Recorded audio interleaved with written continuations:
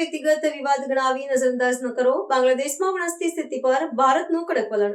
બાંગ્લાદેશમાં લઘુમતી સમુદાયોને વિશેષ કરીને હિન્દુઓ પર થઈ રહેલા સતત હુમલાઓ અંગે ભારતે અત્યંત આકરું વલણ અપનાવ્યું છે.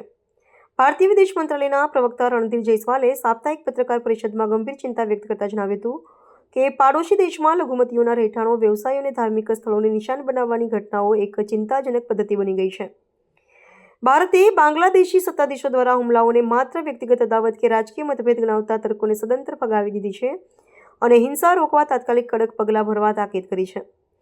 મંત્રાલયના જણાવ્યા અનુસાર આવી ગંભીર ઘટનાઓને સામાન્ય ગણાવીને નજરઅંદાજ કરવાથી ગુનેગારોને પ્રોત્સાહન મળે છે અને લઘુમતીઓમાં અસુરક્ષાની ભાવના વધુ પ્રબળ બને છે.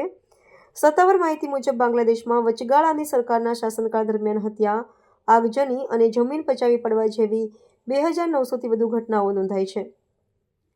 આગામી ફેબ્રુઆરી માસમાં યોજાનારી 13મી સંસદીય ચૂંટણી પૂર્વે ડિસેમ્બર અને જાન્યુઆરી મહિનામાં સાંપ્રદાયિક હિંસામાં નોંધપાત્ર ઉછાળો જોવા મળ્યો છે, જે બાબત ભારત માટે ચિંતાનો વિષય છે. મૈમનસિંહમાં દીપુ ચંદ્રદાસ નામના હિન્દુ યુવાનની હત્યા સહિતના હુમલાઓ સંદર્ભે ભારતે દોષિતો સામે કડક ન્યાયિક કાર્યવાહીની માંગ કરી છે. વિદેશ મંત્રાલયે ભારપૂર્વક સ્પષ્ટ કર્યું છે કે કોઈપણ લોકશાહી રાષ્ટ્રમાં લઘુમતી સમાજની સુરક્ષા એ સરકારની પ્રાથમિક જવાબદારી છે. ભારત પોતાના પાડોશી દેશમાં શાંતિ અને સ્થિરતાનો હિમાયતી છે, પરંતુ લઘુમતીઓ વિરુદ્ધ હિંસાને માત્ર રાજકીય શાંતિનું નામ આપીને સાંખી લેવા તૈયાર નથી. We continue to witness a disturbing pattern of recurring attacks on minorities that you referred, as well as their homes and establishments, business establishments by extremists in Bangladesh.